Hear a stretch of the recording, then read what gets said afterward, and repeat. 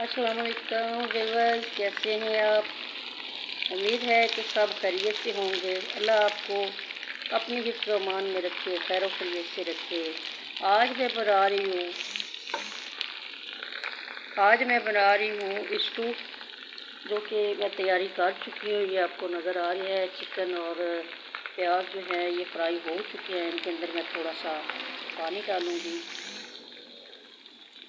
तो पानी मैंने इनके अंदर डाल दिया है थोड़ा सा। ये देखिए इनका माशाल्लाह कलर जो है वो बहुत अच्छा है। इस टाइम ये गोल्डन ब्राउन हो चुकी हैं दोनों ही चीज़ें। तो अब इनके अंदर मसाले मिक्स करते हैं। तो तमाम मसाले मेरे पास मौजूद हैं। ये देखिए तमाम मसाले मौजूद हैं जो कि मैंने इनके अंदर डालने हैं। तो अब हम इनके अंदर मसाले मिक्स करते हैं। सबसे पहले मैं इसके अंदर डालूँगी 2 टीस्पून नमक,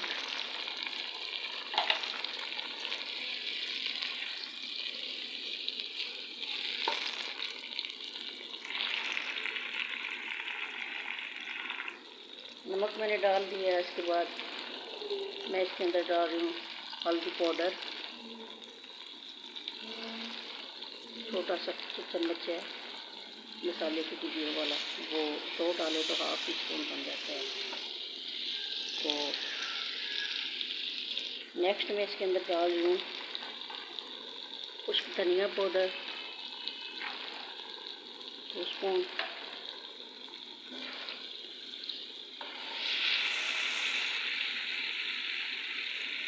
तो इसके बाद अगली चीज़ मैं इसके अंदर डाल रही हूँ अदरक लहसुन का पेस्ट, जो कि मैंने रेडी करके रखा हुआ है। ये मैंने डाल दिया।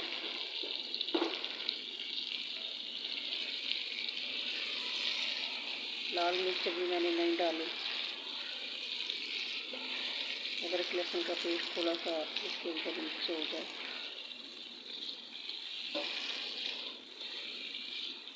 तो इसके बाद मैंने नेक्स्ट चीज़ जो डालनी है वो भी मैं आपको दिखाती हूँ क्या डालने लगी हूँ। अब मैं इसके अंदर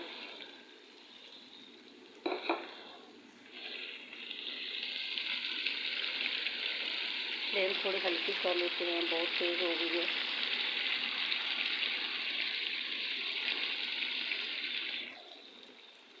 इसके बाद मैं इस पर डालूँगी थोड़ा सा दही। मैंने दही डाल दी है। तो इसको अब मिक्स कर लेते हैं दही को। और इसी के साथ मैंने डाल देने हैं इनके अंदर टमाटर, ताकि एक साथ सब चीज़ें गल जाएं। ठीक है जी। अब मैं इनको 2 मिनट के लिए ढाँप देती हूँ। तो देखिए माशाल्लाह से स्टू बन के आपको मैं रेडी करके दिखाती हूँ। तो उम्मीद है मेरी रेसिपी आपको पसंद आएगी।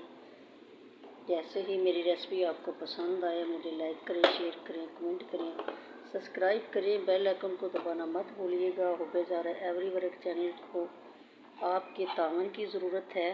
तो इसके साथ मैं मिर्चें भी डालने लगी हूँ। ये मैंने डाल दी हैं 2 स्पून। और आप अपनी ज़रूरत के मुताबिक डालें। हम लोग कम खाते हैं, लेकिन ये बिल्कुल छोटा सा चम्मच है, इसलिए मैंने 3 डाल दिए हैं। अभी ब्लैक भी डालेंगे तो ये पूरी हो जाएंगी। तो मिर्चें भी मैंने डाल दी एक साथ। अभी मैं आपको दिखाती हूँ ये मिक्स हो गया। तो इसको थोड़ी देर के लिए ढाँप देती हूँ, 2 मिनट के लिए। तकरीबन 2 मिनट इसके लिए काफ़ी हैं। फ्लेम मैंने अप कर दिया। तो ये मैं इसको ढाँप देती हूँ 2 मिनट के लिए। 2 मिनट के बाद इसको देखते हैं। नेक्स्ट मैंने चूल्हे पे रखा हुआ है दूध। दूध में बॉयल कर रही हूँ। रोज़ाना इस टाइम तो गैस जो है वो कम हो गई है, तो इसलिए मेरी वीडियो को लाइक किया करें, शेयर किया करें, कमेंट किया करें, सब्सक्राइब किया करें, बेल आइकन को दबाना मत भूलिए। गाइस, जैसा कि आप सबको पता है कि आज मुहर्रम अल हराम का चांद नज़र आ गया है। सुबह फर्स्ट मुहर्रम है।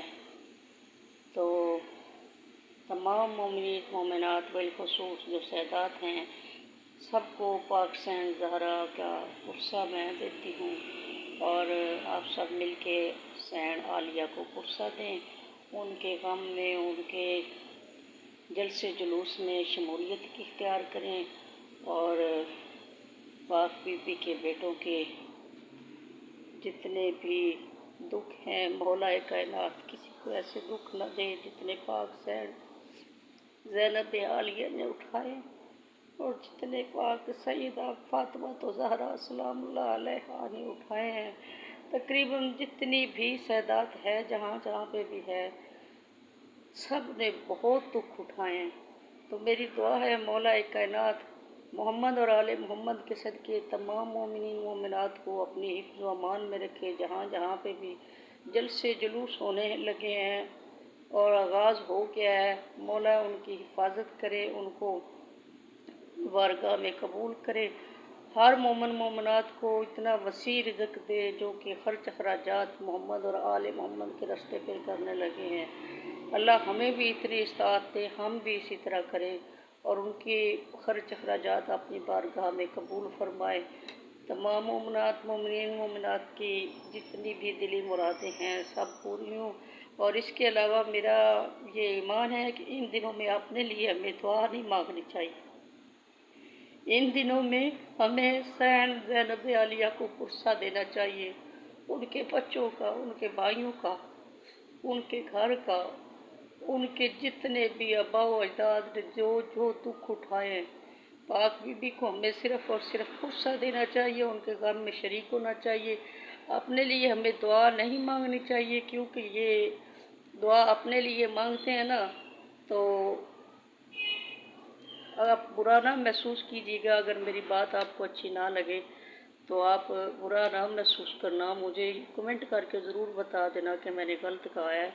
मैं ये समझती हूँ कि जिसको जितना दुख आता है ना वो खुद ही जानता है कि उसका दुख जो है वो कितना बड़ा है। दूसरा जो होता है ना, जो उसको परचाने वाला होता है, वो बस यही कहता है कि बस जी अल्लाह का हुक्म, ठीक है। तो जिसका दुख होता है वो कहते हैं मान लिया, बड़ा मजबूरन मानना पड़ता है। चलते हैं अपनी रेसिपी की तरफ, ये बातें हम बाद में करेंगे, इंशाल्लाह ज़रूर करेंगे। तो रेसिपी मेरी कंप्लीट होने वाली है, बस हो गई है। आप सब से इल्तमास है जहाँ जहाँ पे भी मजलिस जलसे जुलूस हो रहे हैं शिरकत करें और पाक सैन ज़ैनब को पुरसा दें और लंगर और अखराजात में जहाँ जहाँ पे भी हैं मोमिनीन मोमिनात सब की कबूलियत हो, हमें भी इस्तात हो। तो हुब्बे-ज़ारा एवरीवन चैनल जो है इंशाल्लाह मैं भी नज़र न्याज़ जो भी बनाऊँगी इस चैनल पे बना के आपको दिखाया करूँगी, क्योंकि अब रेसिपीज़ जो हैं ये भी रेसिपीज़ ही होती हैं। हाज़री बनाना, न्याज के लिए कोई भी चीज़ बना लें तो वो रेसिपीज़ ही हैं, लेकिन वो मौला का लंगर है, वो रेसिपीज़ भी होते हैं। तो मैं इंशाल्लाह जो भी हो सका वो ज़रूर इस चैनल को ग्रो करने के लिए आपकी सपोर्ट की ज़रूरत है और मैं भी ज़रूर कोशिश करूँगी कि हर वो काम जो मैंने कह रखा है, एवरी वर्क का मतलब ही ये है कि हर काम, तो इंशाल्लाह जो काम मुझे आते हैं वो मैं आप तक पहुंचाऊंगी, आपको सिखाऊंगी। मेरे चैनल को लाइक करें, शेयर करें, कमेंट करें, सब्सक्राइब करें, बेल आइकन को दबाना मत भूलिएगा। ये सब आपकी तरफ से प्यार है और उम्मीद है कि आप इस प्यार को बरकरार रखेंगे। तो रेसिपी जो है वो मेरी कंप्लीट तकरीबन हो चुकी है। मैं अभी थोड़ी देर में आपको ये निकाल के दिखाती हूँ कि ये क्या बना है और कहाँ तक पहुँचा है। तो ये मैंने थोड़ा सा पानी और दही जो ऐड किया, आपको पता है कि दही खुद पानी छोड़ता है, तो ये मैंने इसलिए ऐड किया है कि गोश्त के अंदर अगर कोई कसर बाकी है, चिकन आपको पता है कि बस ऐसा ही होता है कि तो बड़ी जल्दी गल जाता है।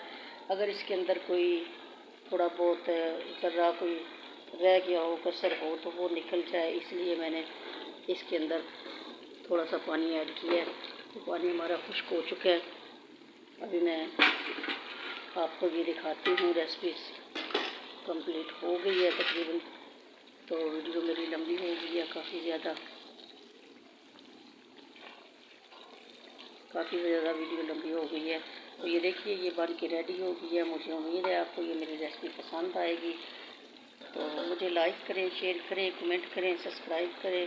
और प्लीज़ जो मैंने इस पर आपको पाक बीबी ज़ैनब आलिया के दुख का किस्सा, दुख की बातें मैंने की हैं, अगर आपको अच्छी ना लगी हो, बीच में मैंने कोई गलती कर की हो, तो ये आपकी मर्ज़ी है। लेकिन मुझे उम्मीद है कि मेरा जो है ये परचाने वाली बात पाक बीबी अपने बारगाह में कबूल करेगी। आप भी आमीन कहा करें।